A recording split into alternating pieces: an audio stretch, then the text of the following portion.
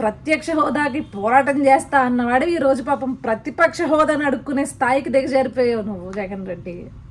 అడుక్కుండంలో కూడా అంత కొవ్వెందుకు నీకు, అంత బలిపెందుకు? అందుకే కదా నిన్ను ప్రజలు ఆఖరికి నీకు ప్రతిపక్ష హోదా కూడా వద్దురా బాబు, పక్కకు పో, నీ వల్ల రాష్ట్రానికి నాశనం తప్పించి నువ్వు ఏ హోదాలో కూర్చున్నా రాష్ట్రానికి నాశనం, వెళ్ళి ఆ పక్క రాష్ట్రాల్లో తగలబడి ఇక్కడ వద్దు అని చెప్పేసి గెంటేసింది. మళ్ళీ పోటుగాడంటే ప్రతిపక్ష హోదా ఇస్తేనే అసెంబ్లీకి వస్తాడంట. అసెంబ్లీకి వచ్చి ఏం బీకే లాస్ట్ 5 years ఏం ఓడబీకారు? అధికార పక్షంలో ఉన్నప్పుడు మీరు ఏమన్నా ఓడబీకింది ఉందా? అందులో బూతులు తిట్టుకోవడం తప్పించి మళ్ళీ మీ దండుపాల్యం బ్యాచ్ అంతా వచ్చి రాజ్యాంగబద్ధంగా విలువలు ఇలాంటి పెద్ద పెద్ద మాటలు మాట్లాడొద్దండి, జనాలు చొప్పు తీసుకుని కొడతారు.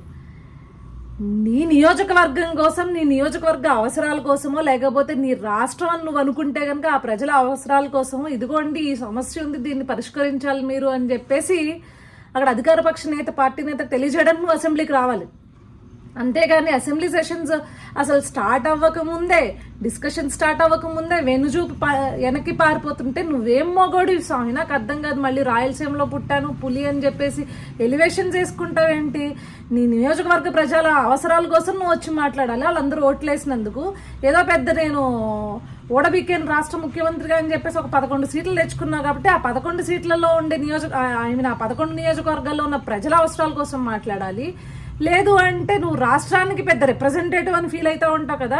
నీకు నిజంగా రాష్ట్ర ప్రజల మీద కన్సర్న్ ఉంటే కనుక రాష్ట్ర ప్రజల కోసం వచ్చి నువ్వు దమ్ముంటే నీకు ఒక్కడికి సీట్ ఇచ్చినా వచ్చి నువ్వు ఒక్కడి నీ ప్లేస్లో నుంచుని ఇది అని చెప్పేసి నీకు నిజంగా ప్రజల కన్సర్న్ ఉంటే మాట్లాడాలి. ప్రజల మీద కన్సర్న్ ఉంటే అబ్బే ముందే మనకి హోదాలు కావాలి, ప్రోటోకాల్స్ కావాలి, ఇవన్నీ కావాలి మనకనమాట. అవి ఉంటేనే మనం వస్తాం. లేకపోతే రాష్ట్ర ప్రజలు ఏమైపోతే నీకెందుకు, నీ నియోజకవర్గంలో ఉన్న ప్రజలు ఏమైపోతే నీకెందుకు?